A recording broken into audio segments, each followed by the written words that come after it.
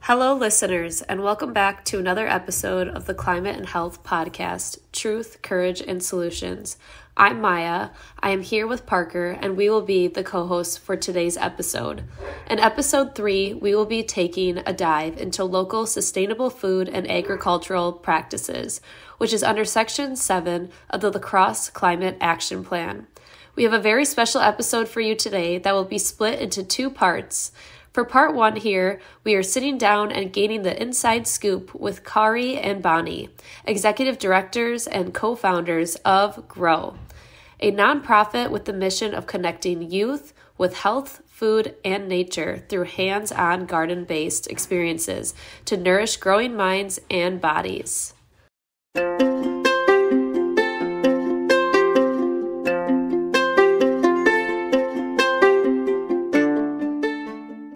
Because I'm a citizen of this community, because I belong, I feel responsible for reshaping it into a place where we all belong better. Hello, listeners, and welcome back to another episode of the Climate and Health Podcast, Truth, Courage, and Solutions. I'm Maya, here with Parker, and we will be co-hosts for today's episode. In episode 3, we will be taking a dive into local, sustainable food and agriculture practices, which is under Section 7 of the La Crosse Climate Action Plan. We have 2 guests on today's episode. First, we are joined by Kari and Bonnie, Executive Director and co-founder of GROW, a nonprofit with the mission of connecting youth with health, food, and nature through hands-on garden-based experiences to nourish growing minds and bodies. For the second half of the episode, you will hear from Dan Miller, a local farmer who practices sustainable farming.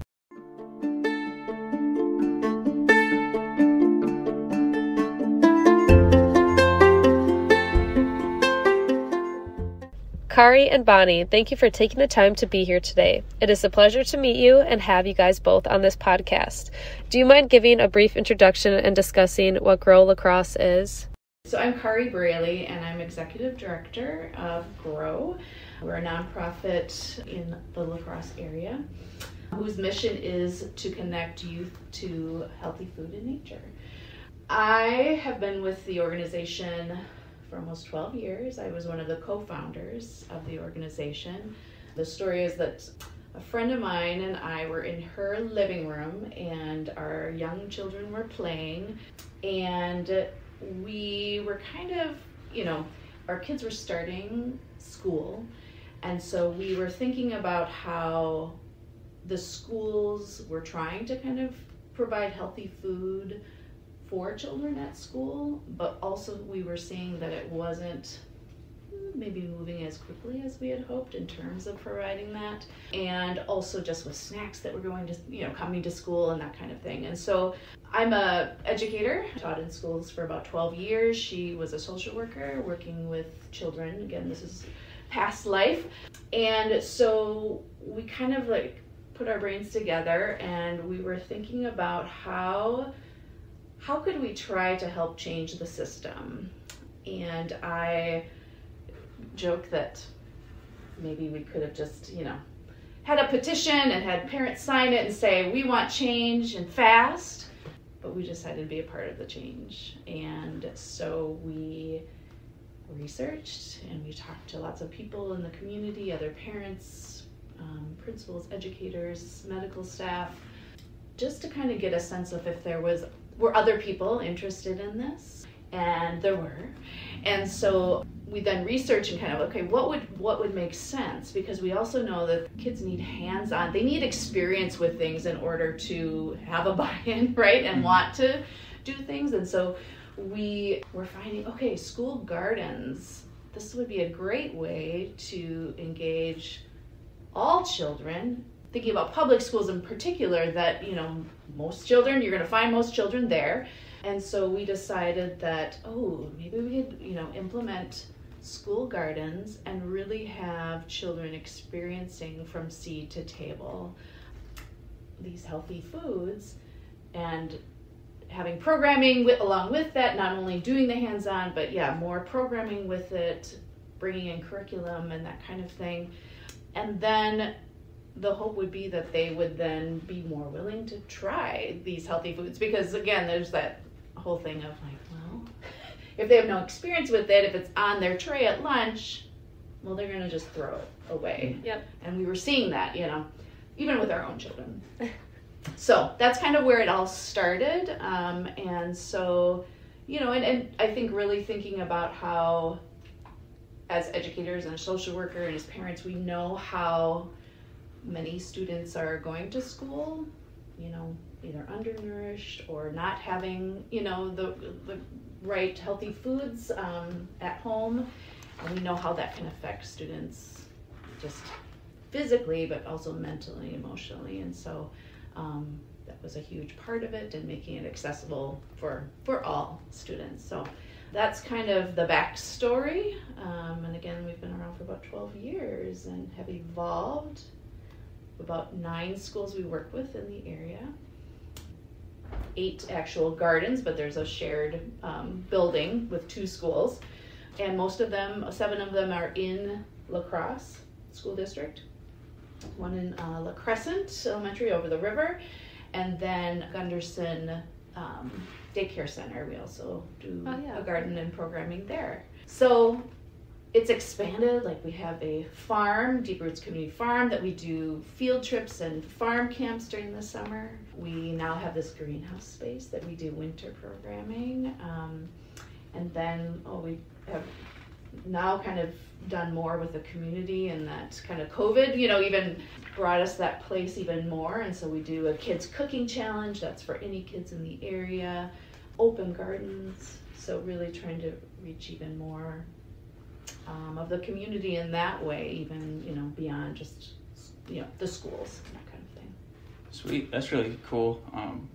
One thing that stood out to me about what you said was how you felt passionately about it, and you just jumped into it and did it. Because I feel like a lot of people, myself included, I feel very passionately about climate change and healthy food and other topics, but I oftentimes just feel stuck in my passion or anger or whatever the situation is. I don't know what to do about it. So I feel that's just really cool, especially for me, because I feel it's hard to know what to do, but you just took action, and that's admirable in my opinion. Thanks. And it really is partly because it depends on the person. My friend Anne is a go-getter, she's kind of fearless, and so I think the combinations, I'm more cautious, but I think that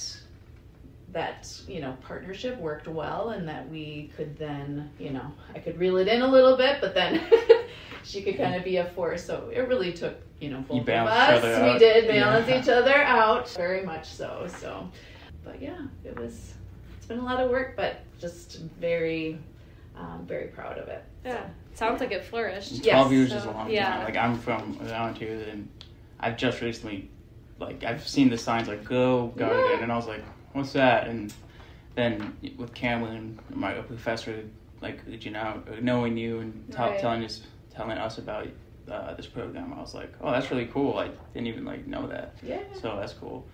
And you mentioned kids at school tossing their healthy food. I was definitely a victim of that back in the day.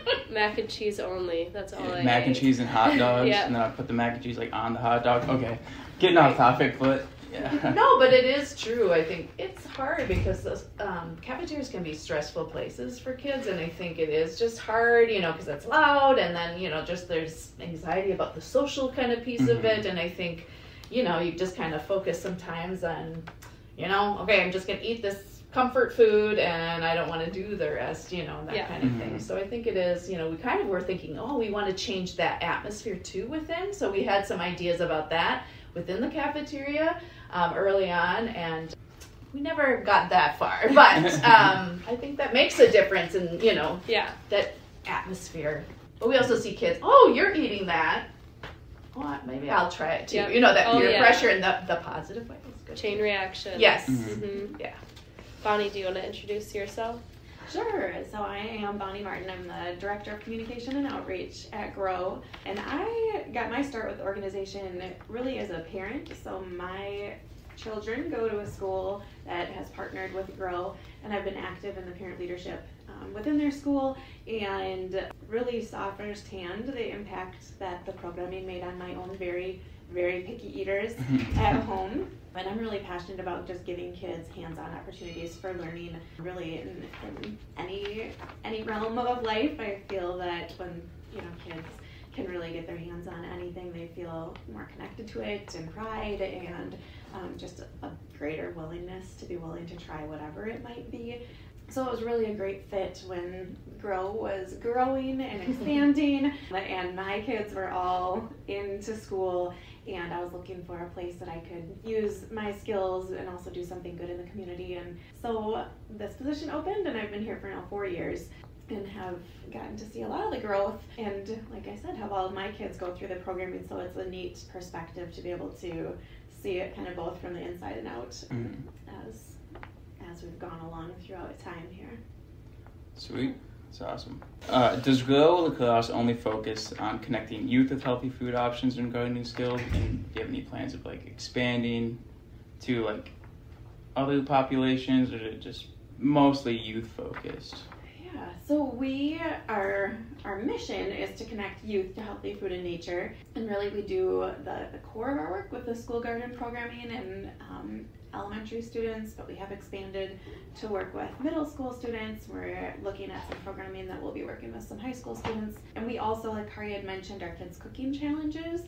That's really, it's a kids cooking challenge, but it's really a family activity. So families come here and pick up mystery ingredients and then take them home and have to find a way to make a meal with that bag of mostly produce, but other ingredients as well. So we have, over time, had some family days out at the farm, and that's some programming that we're looking into expanding even in this upcoming year to have more activities where the families are involved, because we often have parents who will say, my kids tried this in the garden, they came home and they wanted to try this, food that we've never had before, or can we cook carrots tonight, or whatever it might be. So we do on our website share recipes that we do taste tests in the gardens, and so we share those recipes on our website. We also share them with the classroom teachers so they can send them out to families as well. But really the goal is we give the kids that exposure in their garden lesson or in the programming that we offer, and then hopefully they are going home and saying, hey, can we try this? Or they're in the grocery store and they see, a cucumber that they didn't realize actually grew, from a seed in the ground when they just walked past it in the grocery store. But when they're there with their parents and they see something that's familiar to them because they had exposure to it in the gardens, that hopefully that's making a change within the diets of families as a whole, and not just the youth. So yes, we have some programming that we actually invite the adults to. We also have a big volunteer program, so oftentimes just community members who maybe don't even have children at this point in their houses, but really enjoy gardening, and it's a healthy activity to do. You're moving your body and getting a good workout when you come work in the garden. So we do have other ways that we connect with other populations, adult populations, but most of our programming is geared for that younger age Totally. group. I think it's cool that it kind of like trickles up, because like some eating habits could definitely be like generational, and if you like introduce it to the kids, and like you said, you go to the store and they're like, I want that. Parents are like, okay, cool. Let's try give it a go. And then next thing you know, parents are eating healthier, and it just leads to an overall healthier population. So that's really awesome. Yeah, definitely. And I think oftentimes, at least in my own experience, you keep putting these healthy foods on the table that people keep turning their noses up at, and eventually that can kind of wear you down, and then it's a lot easier to just put the macaroni and cheese or the food that isn't as healthy in front of the kids. So if it's the kids asking for it, like if my son says, hey, I tried a smoothie in my garden lesson and there was spinach in it, can we buy spinach and put that in our smoothies? Absolutely. Like, I'm not going to say no to that, right? So I think most parents, certainly if their children are coming home and asking for those healthy foods, and they have the ability to access it, which is something else that we do work to incorporate into our lessons, because oftentimes our diets are dictated by what we have the ability to get, right? Especially if your means aren't to be able to just go to the grocery store and buy whatever you want. So we do have, at one of our schools, we have an edible schoolyard, which is just kind of like a living food pantry. So anyone in the community can come and harvest raspberries or apples or pears, whatever it is that's ripe, and take those foods. This summer we partnered with Cane Street Gardens with some of our programming, and just trying to like plant those seeds and make sure that kids and families know that there are places that they can go in the community to get this fresh, healthy food really at no cost to help them incorporate that into their lifestyle. So the gardens you have now, can families go and get things from, or only like the kids that go to school, like for the school? Yeah, that's a great question. So it's kind of a mix. So we have some of the food that we grow in the gardens goes right into our taste test during our programming. And some of it goes directly to the cafeterias, like we harvest it and bring it right to the lunchroom. So even during the summer, some of the schools have food programs where they're feeding meals or lunches to students. But then we also have a volunteer program where volunteers can come and help in the garden, and those volunteers can take some things that are ready to be harvested. And so we try to maximize getting that food into the hands of students and families. We also have our summer open garden programming, so twice a week we have just 2 hours. It's kind of like an open house feel. People can stop in, stay for the whole 2 hours, or just pop in for 5 minutes. We always have a structured learning activity, but also if there's anything ready to be harvested, then people can take that, harvest it, and take it home with them. So we have lots of different ways that we are working on getting that harvest out into the hands of people who could most benefit from it. But it's always tricky because oftentimes, I think people who maybe need those resources the most also maybe aren't available during a weekday or morning or even evening if they're working long hours to try and be able to get that food. So it's a work in progress. We're always trying to find creative ways to get those harvests into the community, but those are a few of the ways that we're working on it right now. Yeah. Do you guys work with the Cane Street Garden at all? Well, we've been working on kind of creating some more partnerships. So this last summer for our open gardens, so typically our open gardens we have 2 a week, and both in one of our school gardens. And this last summer we did 1 each week at our school garden and 1 at Cane Street,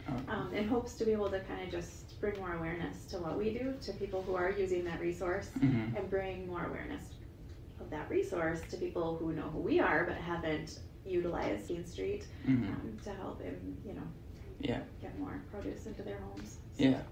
My next question was about like low income, but you kind of already touched on that, so. Yeah, but I think, so providing those free opportunities, and of course, kids are in the gardens and having programming, but, we do write grants oftentimes to try to, we write grants to support what we do in general, but really thinking about when we're doing field trips, whether it's here at the greenhouse or at the farm, looking for ways to be able to provide like scholarships or for those opportunities. So some of it's fee-based. We collaborate with the school district of La Crosse during the summer where they provide summer programming for free for the children in the area. And so we've been able to collaborate with them. And so one of the actual classes, the offerings, is out at the farm. So kids can sign up. That's their class that they sign up for. Now, granted, they have to get themselves out there, so that's a barrier. However, that is free for them. But then also, we've found ways, or we're trying to find ways to even have funding for, buses out there or buses here from schools that, because busing can be, a barrier because it is expensive for schools or for individuals, that kind of thing. So I think, finding ways that we can help support experiences for all kids and not have that barrier. But it does sometimes take us having to, find funders or, grants that will help support that, which can be challenging, but at the same time, most of the time people want to see that happen for children. So all these programs and classes and everything that you do, is that a class that is involved in their curriculum, or do they sign up for it, or kind of how does that work? In our school garden lessons, we work really hard to make sure that our lessons are curriculum connected. So we touch on science and health, sometimes math or literacy, So we're touching on things that are happening in the classroom that are making connections when they're out in the garden space. And we work with 9 schools. Our garden educators send out a sign up to the teachers. We have 3 lessons in the spring and 3 lessons in the fall. And the teachers at those schools sign up for their lessons. So K through 5 or 4, whatever is at that school, each one of the classes gets a garden lesson 3 times or 6 times during their school year. So those classroom teachers bring their students out, and then our educators lead the programming while they're in the space. Okay.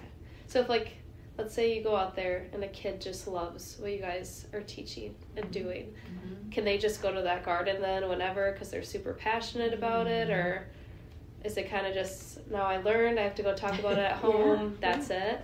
Yeah, that's a good question too. So we have the open garden, so that's like one opportunity that people can get in a more structured way, get into the gardens. We also have the volunteer opportunities, which we really push to the families at the schools. So the hope is that if we have a student or a family that's really, really passionate about it, that they can volunteer throughout the summer and also then have as many opportunities to be in that space as they want.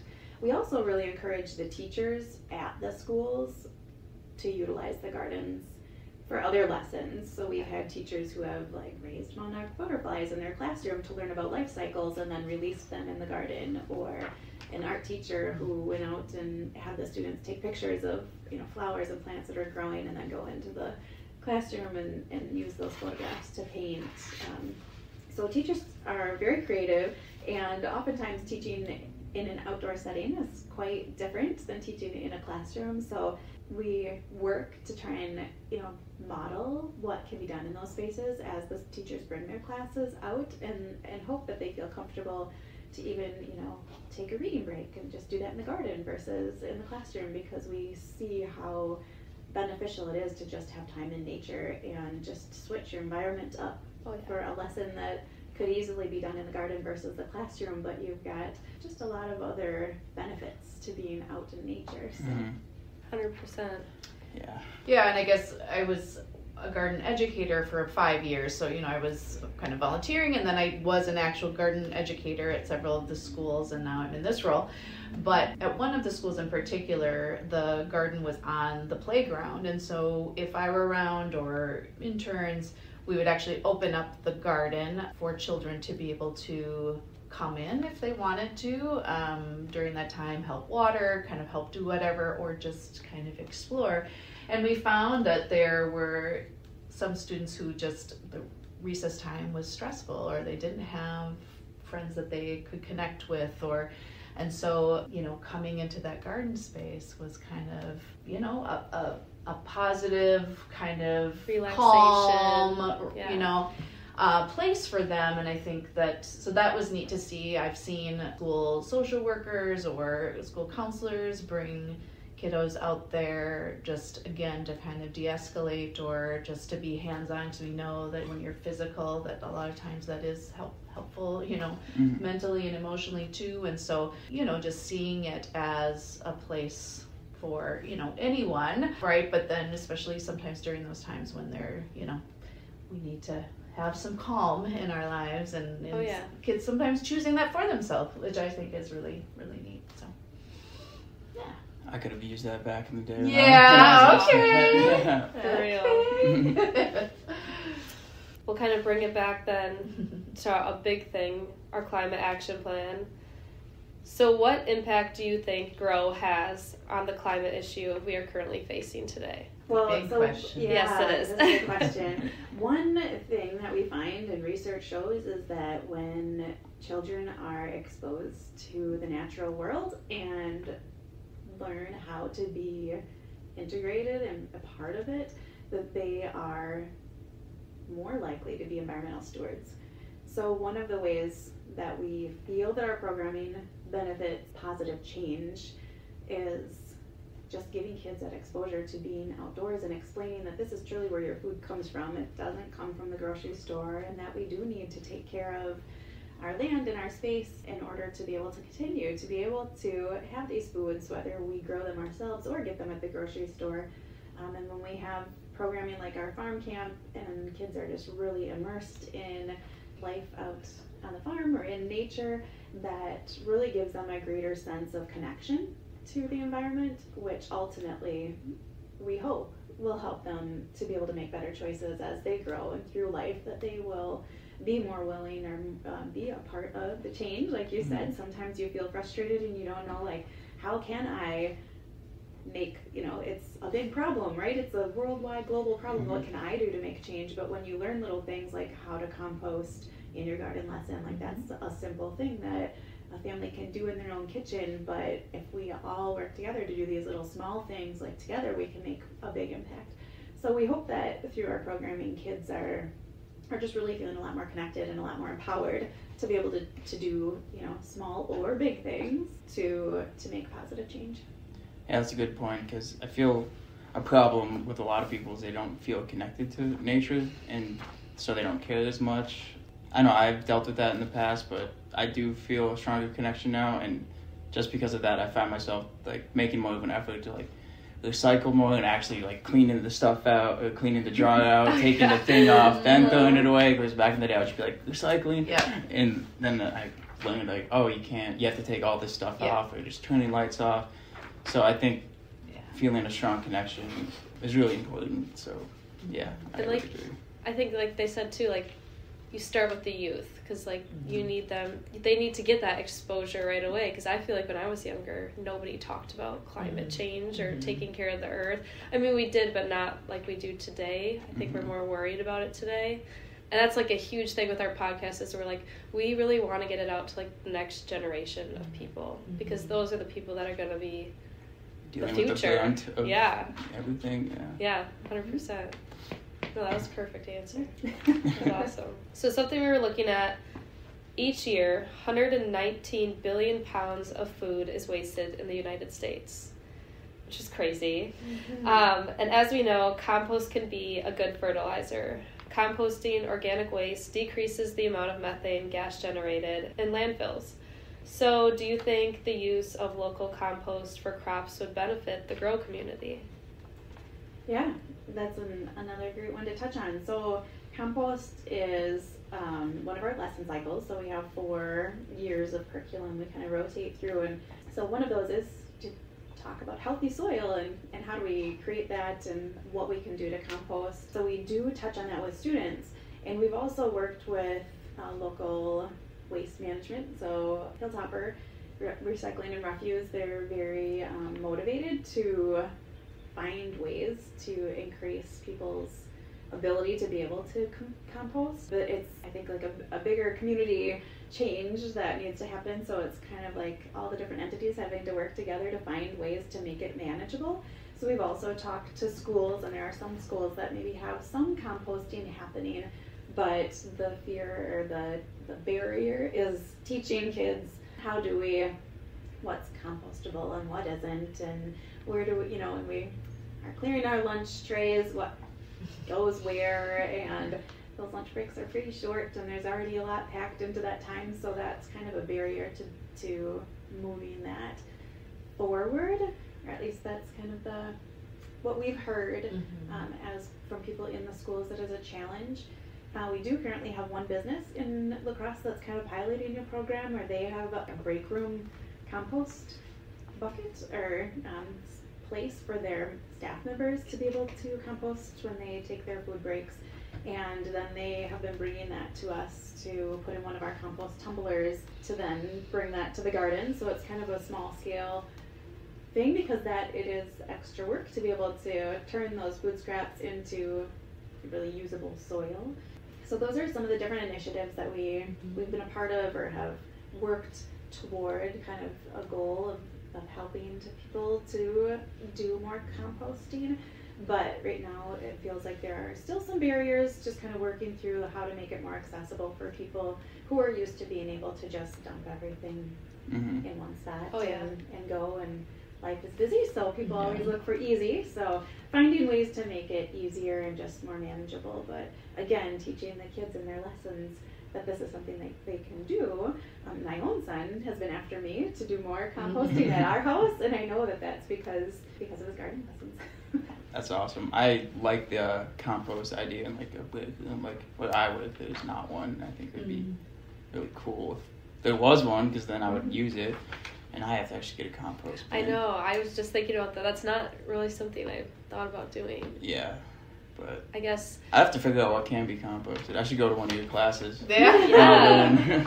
But yeah, there is a little bit of a science to it if you're going to do it right. And so in terms of the layering and needing to, turn it and that kind of thing. But it's a matter of just kind of educating yourself. It's fairly simple, but kind of knowing what can and can't go in, and that just like thing. Recycling. Yeah. And once you get it down, you just know it, and it's like second nature. Just Yeah. The actual act of like struggling it and doing it, Right. Mm-hmm. One thing we've incorporated into our greenhouse field trips is vermicompost, so composting with worms, live worms. Oh, okay. That's cool. So we have a kind of a big container that we started, and then you have your worms in there, but then you're putting food scraps actually from Western's cafeteria. We get they freeze dry it or they dehydrate it, and then we get those scraps and we're able to put those in there, and then there's just keeping them moist and all that stuff.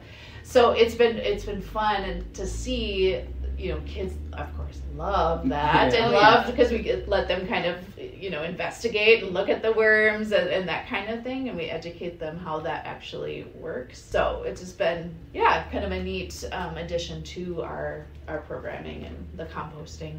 It is. We Do talked the about. worms eat the food? Sorry, I'm like It's like I've that's never kinda heard of cool. this. And then their poop is what is so nutritious for our soil. It's like Hillview Urban Agriculture used to have this space, and they used to be like big producers of it. They had a large system, and they called the product Verma Gold because it really is amazing fertilizer. Like we used some of it early on in some of our gardens, and I think we put a little too much in because I think you're supposed to use it sparingly. But that year was a banner year, and those particular gardens were just like, oh my gosh, it was so lush. It's and the worm poop. It's the worm That's poop. the key. Which I mean, And kids probably love that. Oh yeah, Yeah. so you talk about poop and Yep.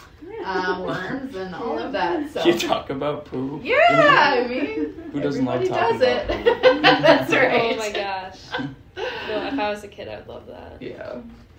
So, do you guys have any other ideas or ways for individuals then to be a part of composting in the community? Because, like you said, it is a hard topic. Yeah, I think just encouraging those small ways. I mean, we have a very at our house we have our bucket that we put things in, and then we have a small compost pile, and so we have it on a small scale. I know somebody else who's big into sustainability.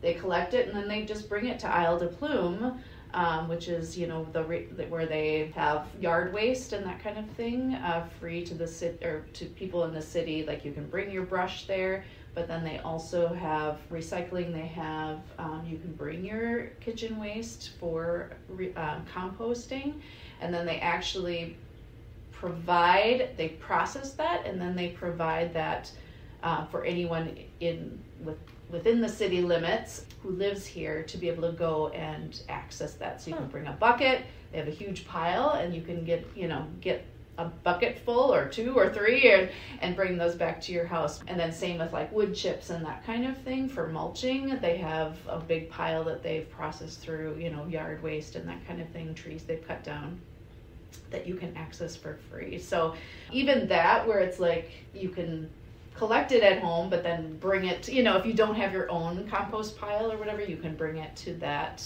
place where they're going to do it on a large, composting on a larger scale. That's then free for people. So. And it was Isle de Plume? Isle de Plume. ISLE. I've never heard of that either. Yeah, it's kind of close to the river, behind the brewery and the waste treatment plant. Oh, okay. Sweet. Yeah. I mean, it's not far from Viterbo, actually. No, You just no. go down Jackson. Actually, just straight down Jackson and go over the tracks, and then it kind of curves. Yeah, it's right back there. And you can just bring your compost there too and drop it off? Yep. Yep. We have no excuses to not be I know. composting. That's right. That's right.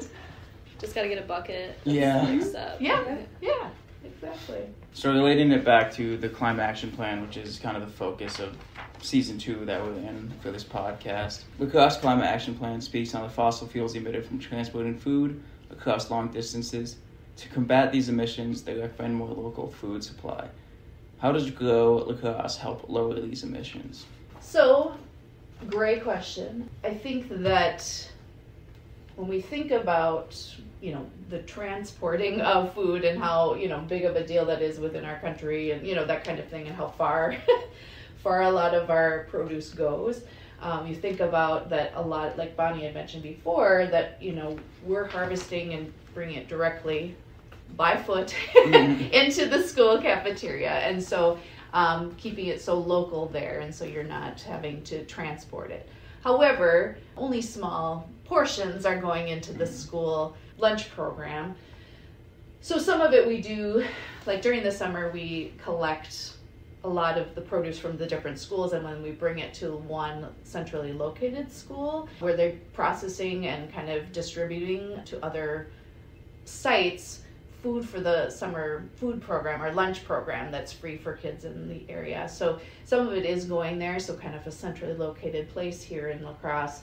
So, that's helping, right, to cut down. Now our staff and our interns, sometimes because of how far, some of the schools are from each other, they need to drive and that kind of thing. But it's neat because a lot of people who work with us, interns or staff, are pretty passionate about all of this and climate change and their impact. So many do actually go ahead and bike to even our operations manager. He's a big biker and he will bike from school to school. And so, trying to kind of cut back on emissions in that way. And we have one intern now who, she rides public transportation and doesn't drive a car or walks places. So, I think just from inside our organization, people feeling passionate about it, and so trying their best to not contribute to too much to the emissions. And just the fact that, a lot of our gardens are within neighborhoods and walking distance, and so people being able to just access as they're walking by, like the food forest or the food edible schoolyard, being able to kind of just access that by foot. So, we're not shipping our our produce outside of this area or anything like that. So I guess that's one way that we contribute. And some of the gardens are like at schools, right? Yeah. Okay, so like hypothetically, a parent could be like, grab some peppers on the way home. Yes. If they pick them up, That's so funny. they can like stop at the garden, pick up their kid instead of like driving all the way to the grocery store, which is probably farther because it's not in the neighborhood. So Right. Even those other smaller ways as well. Exactly. So that's cool. That's very cool. So I guess one of the questions that I really had was, since we're in Wisconsin, the winter months, what do you guys do then when the gardens obviously aren't rolling and there's snow on the ground? Right. Yeah. Wonderful question. The time is limited in terms of when we can really be growing outside, and that can be a challenge, especially with school gardens. However, we have a hoop house, which is kind of a temporary greenhouse that we've utilized out at one of our schools. And the purpose of that is to try to extend the growing season. So being able to, it's kind of, trapping the heat, right? And the sunlight, the solar. And so being able to grow a little bit longer into the fall, and then to start a little sooner. And what we found is that it's great in theory, but it is that hard thing. They shut off the water supply because freezing pipes and that kind of thing. So at the schools, they shut that off, and that's how we usually water.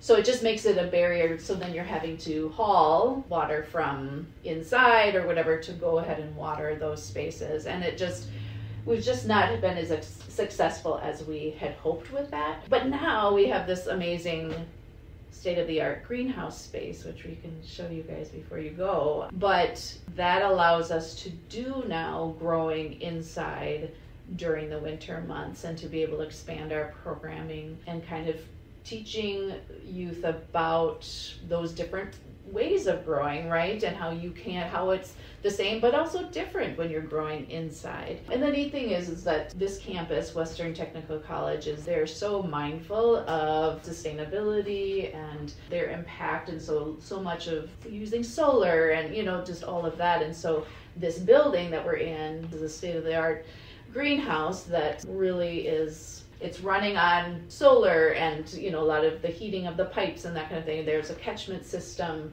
that catches the water, and then some of that's being used in order to water plants. And so it's just kind of a neat, that's part of our programming, is that we're actually showing the science of how that all works. So that's been a neat thing that we've been able to incorporate into what we do. So yeah, that's our winter programming that we've been able to start. So all the produce here, do you guys bring it to the schools then during the winter times? So a lot of it is used just for our lessons that we provide here. So some of it's taste testing, some of it's just like a demonstration type thing. So here we have some hydroponic systems in there. So being able to show that versus using potted soil, that kind of thing. So some of it's demonstration. If we have a lot of it, yes, we will. We can provide it to that, or some of it we've brought to Salvation Army and that kind of thing. But then we do grow for a big plant sale that we have as a fundraiser in the spring. So that becomes a lot of our March, April growing in the greenhouse. But then a lot of what we start in here also is then what we're going to transplant into the school gardens. During our spring lessons, the children at schools are helping to start from seed. Some things, we have a light card in each of the schools. But we know that things happen, and so we always have backup, and so we have a lot of produce that we are then growing here but then putting out into the school gardens. And so so that's kind of what we're using it for. Sweet. And did you say you just recently acquired this space, or have you had it? Yeah, so 2020 is when we gained access, but really didn't gain access because 2020, as you know, was a time of the shutdown. So we had to wait until the following year to be able to really even get started in here. We weren't allowed to be in this space. And so really within the last 2 winters is kind of, last year we piloted the programming, and then this past year we kind of moved forward with it and tweaked it. And so now it's become more of what we do, and we look forward to expanding what we offer here just even more to the community or families, that kind of thing. But it's a matter of taking it somewhat slow too and developing those things. And but yes, so it is a newer space for us. So. Sounds like you have a lot of exciting things coming up then with this space. That's cool. Yeah, we hope so. So the La Crosse Climate Action Plan also speaks on community gardens supporting plant, animal, pollinator habitats. Does GROW La Crosse focus on supporting these habitats? We do. Yeah. We've always, within our programming and that kind of thing, really stressed the importance of just living creatures within and their roles within, our garden spaces, and pollinators being, one of the very important pieces. So we've always had that as a part of our programming. The exciting thing is that we are trying to develop even more of that and more of those intentional spaces at each of our gardens. And so whether that's, just with native plants and then also pollinators. And like I said, we do have some already established at our garden spaces, or just, little kind of patches of it. But we currently are working with a medical student that is really interested in pollinators and native grasses and that kind of thing. And so he is helping us to do some research, writing some grants, and then going to help us actually put in some more pollinator spaces at our gardens. And so for this next year, we're actually really focusing in on creating kind of a theme for our garden lessons that will really focus on pollinators, and because they are essential to growing produce, and so, really wanting to, not only do they beautify a space too, right, but they also are, bringing really important pieces to the growing. So that's exciting. Another kind of exciting thing that is coming up. So yeah, so he he is in med school, and the program is warm. Wisconsin Rural Medical Association in some order. Yeah. So rural, so they have to have they do a project, a community-based project, and so he heard about us and connected with us, so it's been kind of a neat.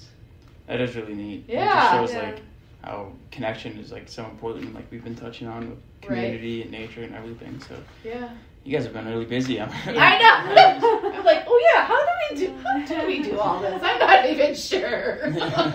Well, thanks for fitting us in too. Yeah, for real. Absolutely. I guess probably one of my biggest questions, because literally you guys do so much. What is do you have like an end goal? Like, where do you see yourself in 10 years? Like, what's your goal? Is this a job interview now? Yeah, no, that's Yourself like in 5 interesting years. because you've expanded in so many ways. Like, Right. what's next, I guess?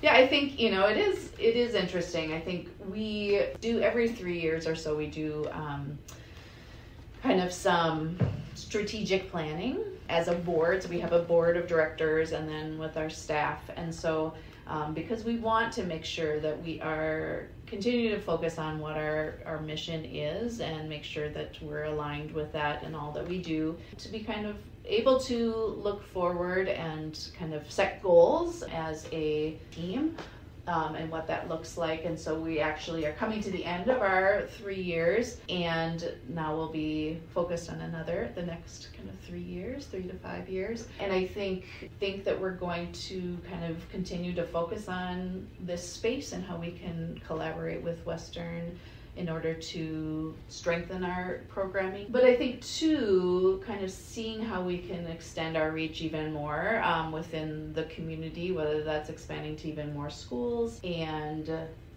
I think just, making sure that we're focused on what's next. Yeah, it'll be interesting. Keep growing.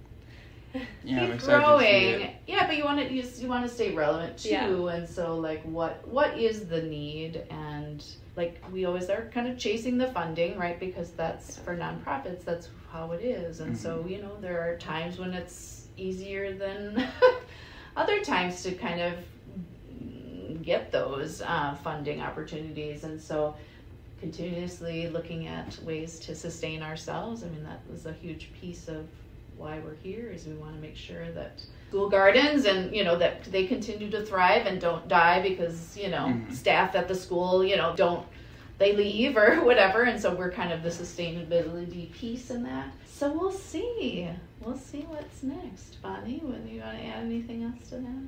Yeah, no, I think, we've been around for 11 years and have established ourselves as really kind of a leader in this area of work.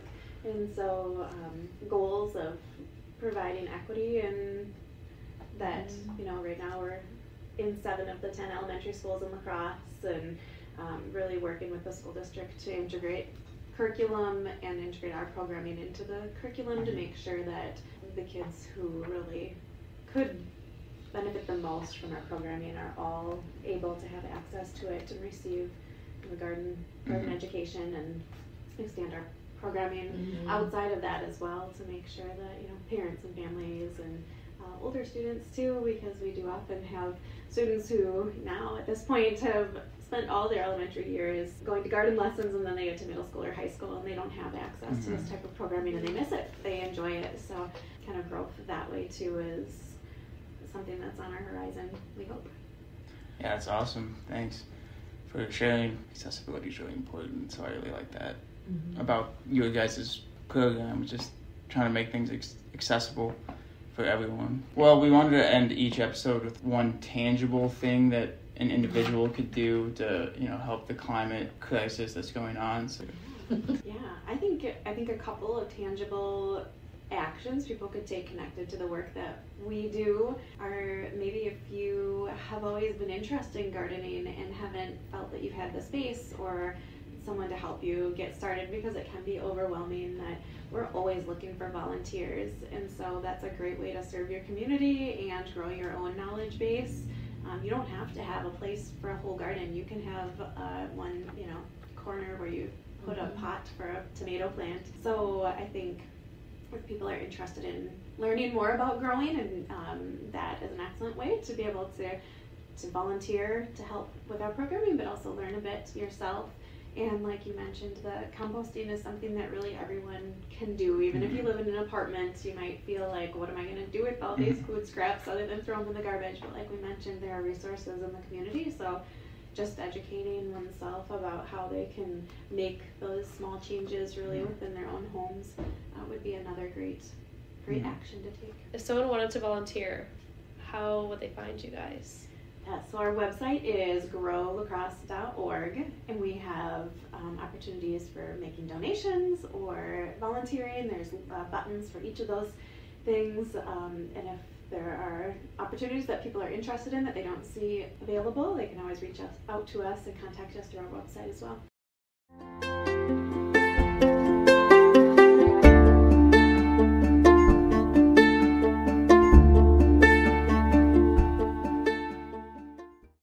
I wanted to send my thanks to Bonnie and Kari of GROW La Crosse for being on part 1 of episode 3 of this podcast. And the next part of episode 3, we'll be interviewing Dan Miller, a sustainable farmer from Joseph's Ridge.